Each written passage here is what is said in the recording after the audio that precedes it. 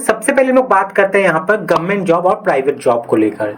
अब देखिए, सब कोई तो गवर्नमेंट जॉब में जा नहीं सकते हैं ना, जिसको लेकर हम लोग गवर्नमेंट को ब्लेम करते रहते हैं कि जॉब नहीं है, जॉब नहीं है। अब इतना तादाद में जब जनसंख्या बढ़ रहा है तो उसके कंपैरिजन में जॉब उतना निकालना मुश्किल है ना बॉस। ये चीज हमें समझना चाहिए। जो पढ़े लिखे नहीं है वो नहीं समझते, लेकिन जो पढ़े लिखे हैं वो तो इस बात को समझो। सब कोई गवर्नमेंट जॉब ही करेगा तो प्राइवेट जॉब कौन करेगा? अगर सब कोई प्राइवेट ही जॉब करेगा, गवर्नमेंट जॉब करेगा, तो खुद का स्टार्टअप कौन करेगा, खुद का बिजनेस कौन करेगा? ये बात भी सोचने वाली है ना, क्योंकि आप प्राइवेट जॉब से, गवर्नमेंट जॉब से बहुत बड़ा नहीं बन सकते, बहुत कुछ नहीं कर सकते अपने लाइफ में। तो ये सब चीज आप किससे कर सकते हो? बिजनेस से कर सकते हो। कंस्ट्रक्शन लाइन में आकर आप, बहुत कोई ऐसे मेरे फ्रेंड है जो घर बना रहे हैं, कंस्ट्रक्शन लाइन में जुड़े हुए हैं और लाखों का लाखों कमाते हैं, बहुत कमाते हैं। और एक तरीके से देखा जाए ना तो ये जो बिजनेस होती है ये क्या चीज होता है? आपके पुश्तों के लिए, आपके बच्चों के लिए, आपके आने वाले जो यंगस्टर है उनके लिए एक बना बनाया दुकान है। अगर आप मान लो गवर्नमेंट जॉब कर रहे हो, अगर मान लो आप प्राइवेट जॉब कर रहे हो, आप 50 साल तक कर लिए, 55 साल तक कर लिए, 60 साल तक कर लिए, लेकिन जब आपका बच्चा होगा ना वो वापस से जीरो से स्टार्ट करेगा। वो जो आपका बच्चा होगा वापस से जीरो से स्टार्ट करेगा, वो वापस से जॉब खोजेगा, ढूंढेगा, मिलेगा तो मिलेगा, नहीं तो फिर घर पे बैठेगा। यही होता है ना कहानी। लेकिन अगर आप कोई कंस्ट्रक्शन कंपनी खड़ा करते हो तो मान लीजिए कंपनी को आप 50 लाख के टर्नओवर तक ले गए। मान लीजिए सालाना आपका टर्नओवर जो 50 लाख है, 50 लाख नहीं यार, 10 लाख है, 5 लाख है, 3 लाख है। लेकिन जब आपका बेटा उस बिजनेस को पकड़ेगा तो वो वहां से स्टार्ट करेगा, 3 लाख से, 50 लाख से, 10 लाख से। ये नहीं कि वो स्टार्टिंग से करेगा। नौकरी में आप स्टार्टिंग से आपका बच्चा करने वाला है, लेकिन बिजनेस में नहीं करने वाला है। आप जहां पे छोड़ के जाओगे वहां से आपका बेटा उसको खड़ा करेगा, बड़ा करेगा। तो एक बहुत बड़ी सौगात होती है बिजनेस। तो हमेशा बिजनेस माइंडेड रहिए, ठीक है। हम लोग सोचते हैं ना कि यार बिजनेस करेंगे, फैमिली को टाइम नहीं दे पाएंगे, ये नहीं हो पाएगा, ऐसी लाइफ जी के ही क्या करेंगे, एक लाइफ तो मिला है। ये सब बिल्कुल गलत चीज है। अगर ये सब चीजें आपके मन में आ रही है तो आप देश को आगे नहीं ले जा रहे हो, आप पीछे ले जा रहे हो। तो सबसे पहला काम क्या है? आपको खुद को समझना है कि आप क्या चीज कर सकते हो। अगर आप बहुत एक्स्ट्रा ऑर्डिनरी हो, आप एग्जाम को अच्छे से क्लियर कर सकते हो, थियोरिटिकल ओरिएंटेड हो, तो आप गवर्नमेंट जॉब की तरफ जा सकते हैं। आप तैयारी कीजिए, आपका निकल जाएगा। आप बहुत ज्यादा मेहनती हैं, दिमाग से भी तेज है, तो आप बिजनेस की तरफ जा सकते हैं। या आप सोचते हैं कि बहुत कंफर्टेबल जोन में रहना चाहते हैं, तो आपके लिए तब जॉब है, तब आप जॉब की तरफ जा सकते हैं। तो मैं मान लेता हूं कि आप एक ऐसे इंजीनियर हो जिसको अभी तक जॉब नहीं मिली है, तो आपको किन किन चीजों पर फोकस करना है, ठीक है। मैं अभी गवर्नमेंट जॉब की यहाँ पे बात नहीं करने वाला हूँ, बिजनेस की भी बात नहीं करने वाला हूँ, मैं बात करने वाला हूँ प्राइवेट जॉब के लिए। तो सबसे पहला चीज जो आपको ध्यान रखना है, सबसे पहला चीज जो आपको ध्यान रखना है, आपको 2 सॉफ्टवेयर जो बेसिक है वो आपको आने ही चाहिए। वो हर एक को आते हैं, लेकिन आपका कमांड उसमें अच्छा होना चाहिए। क्या चीज है? सबसे पहला है आपका एक्सेल। एमएस एक्सेल में आपका कमांड अच्छा होना चाहिए। उसके बाद नेक्स्ट है आपका यहाँ पर ऑटो कैड। ये सिविल इंजीनियर के लिए एकदम बेसिक टूल है जो आपको डेली यूज करना है। ये जो 2 सॉफ्टवेयर मैंने बता दी, एक्सेल और दूसरा जो है हमारा ऑटो कैड। अगर आप जिंदगी में कोई सॉफ्टवेयर यूज करो ना करो, अगर आप एक सिविल इंजीनियर हो, एक सुपरवाइजर हो, कोई भी हो, साइट पे काम करते हो ना, तो एक्सेल आपको यूज करना ही पड़ेगा, ऑटोकैड आपको यूज करना ही पड़ेगा। डायमेंशन चेक करने के लिए ही करना पड़ जाए, एरिया निकालने के लिए ही करना पड़ जाए, कुछ भी ड्राइंग देखना है उसके लिए ही करना पड़ जाए, लेकिन करना तो पड़ेगा बॉस। तो आपको एक्सेल करना ही है, क्योंकि आपको रोज रिपोर्टिंग करनी है बॉस अपने सीनियर को, ठीक है। अगर आप बड़े हो तो आपको अपने ऊपर वाले को रिपोर्टिंग करनी है। अगर आप सबसे बड़े हो तो आपको सिस्टम में फीड करना होगा, डीपीआर बनाना पड़ेगा, बहुत सारे रिपोर्ट होते हैं, वो सब आपको एक्सेल में ही बनाना पड़ेगा। वो आप मैनुअली नहीं करोगे, पहले होता था, अब नहीं, क्योंकि अब वक्त बहुत तेजी से बढ़ रहा है, लाइफ बहुत तेजी से बढ़ रही है, मिनटों मिनटों की जो वैल्यू है बहुत ज्यादा बढ़ गई है। सब चीज अब सिस्टम में होता है ताकि जल्द से जल्द हमें आउटपुट मिल सके, रिजल्ट मिल सके और कम समय में ज्यादा काम हो सके। तो एक्सेल आपको आना चाहिए और ऑटोकैड आपको आना ही चाहिए। आंख बंद कर लीजिए, आज से सीख लीजिए, डेप्थ में सीखिए, हर चीज सीखिए। ये 2 चीज अगर आपको आते हैं तो सबसे पहला रास्ता जो आपके पास खुल जाता है आसान तरीके से, वो है आपका साइट इंजीनियर का। यहाँ पे मैं किसी भी कोर्स का कोई प्रमोशन नहीं करूंगा, ये वीडियो कोई प्रमोशन वाला नहीं है। मैं पर्सनल जो फील करता हूँ ना, वो चीज मैं आप लोग से अपना शेयर कर रहा हूँ आज के एक्सपीरियंस में, ठीक है। अगर आप लोग भी चाहते हो, कोई आप टाइटल बता सकते हो इस वीडियो के डिस्क्रिप्शन में, जिसको लेके हम लोग डिस्कस कर सकते हैं। मैं अपना पर्सनल एक्सपीरियंस आप लोग से बता सकता हूं उसके ऊपर, जैसे साइट जॉब हो गया, साइट पर हम लोग तैयारी कैसे करें, साइट पे फर्स्ट डे जाना है तो क्या करना है, इस तरीके का। अगर आप चाहते हो कि हम लोग वार्तालाप करें, बात करें सिविल इंजीनियरिंग टॉपिक के ऊपर, सिविल इंजीनियरिंग टॉक को लेकर, तो आप कमेंट सेक्शन में बताइए। उस पर मैं वीक में एक सेशन तो ले ही सकता हूँ, अपना एक्सपीरियंस आप लोग से शेयर कर सकता हूँ। ठीक है।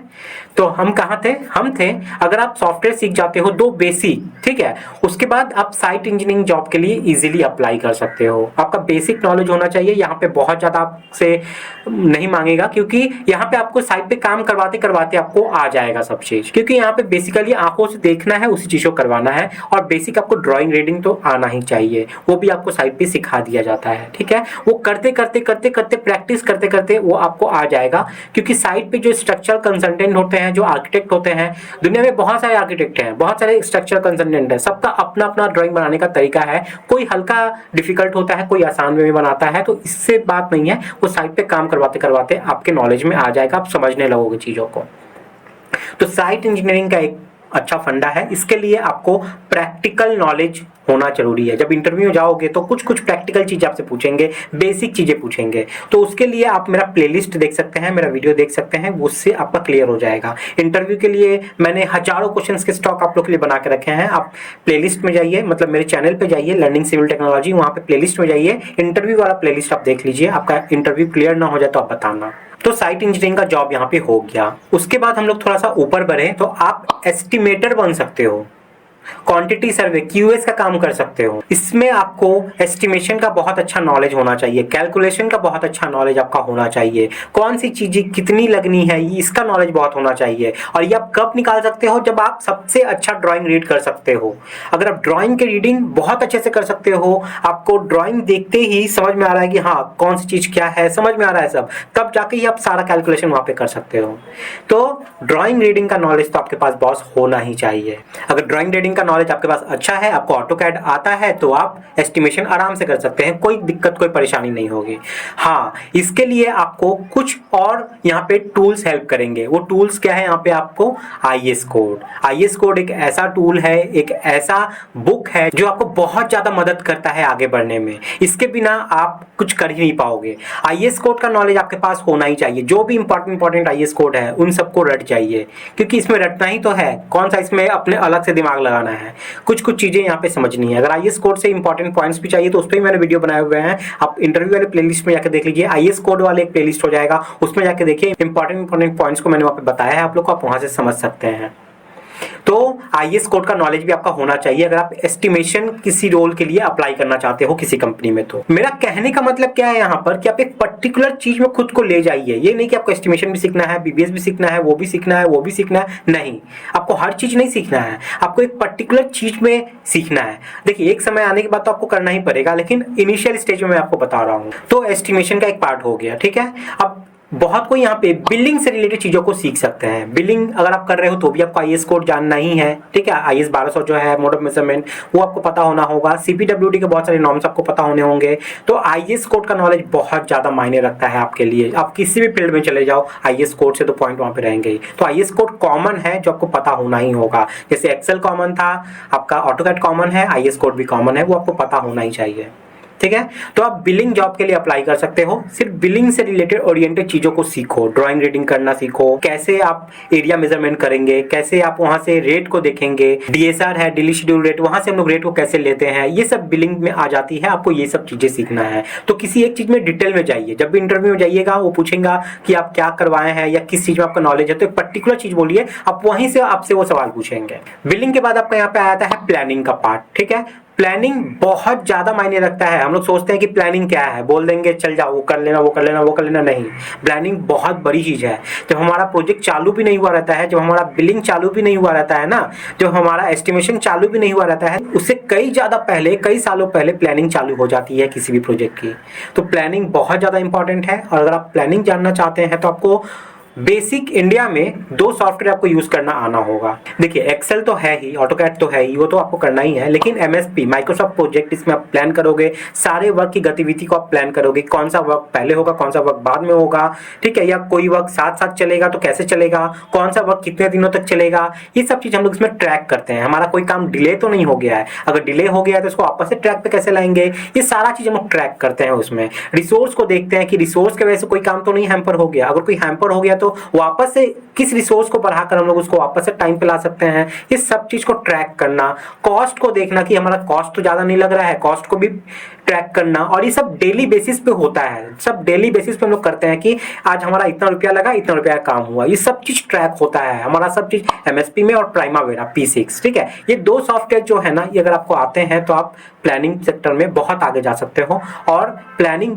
हाई पोस्ट में बहुत ज्यादा जरूरी होती है। किसी प्रोजेक्ट के आप डीजीएम हो, प्रोजेक्ट मैनेजर हो, कुछ भी एग्जीक्यूटिव पोस्ट पे हो, तो प्लानिंग आपको नहीं आएगी तो आप नहीं जा पाओगे उस पोस्ट पे। इसलिए प्लानिंग बहुत बड़ा रोल प्ले करता है वहां पे, तो इस बात का भी आप ध्यान रखिएगा। प्लानिंग के बाद आपका आता है क्वालिटी कंट्रोल और क्वालिटी एश्योरेंस का। अगर आपको लैब वैब ये सब काम पसंद है, लैब में जो एक्सपेरिमेंट वगैरह होते हैं वो सब चीज़ें पसंद है, साइट पे जो सामान आती है, जो मटेरियल डिलीवर हो रहा है उसके सारे स्पेसिफिकेशन को चेक करना पसंद है, तो आप क्वालिटी कंट्रोल क्वालिटी एश्योरेंस वाले जॉब रोल है इसको आप सिलेक्ट कर सकते हो और इसके ओरिएंटेड ही आप खुद को तैयारी कर सकते हो। ये भी एक बहुत अच्छा जॉब प्रोफाइल है, लेकिन इसमें थोड़ी मेहनत आपकी ज़्यादा होती है, आप साइट पे आपको रहना पड़ता है। उसके बाद आप ऑपरेशन लीड में भी जा सकते हो, जहाँ पे आपको डेली प्रोग्रेस रिपोर्ट, MIS वगैरह हो गया, कोई काम रुक गया तो क्यों रुक गया, ये सब को चालू करवाना, सारे क्लाइंट्स को हैंडल करना, ये सब चीज इसमें आता है। ये सभी जॉब में ही रहती है जनरली देखा जाए तो आप लोग एस्टिमेशन हो गया, QS RA का पार्ट हो गया, बिलिंग का पार्ट हो गया, ऑपरेशन लीड हो गया। इसके साथ ही मैं एक चीज बताना भूल गया, BBS इंजीनियर। बहुत सारी कंपनी होती है जो सिर्फ BBS इंजीनियर को मांगती है, स्टील के कैलकुलेशन के लिए मांगती है, रिकंसिलेशन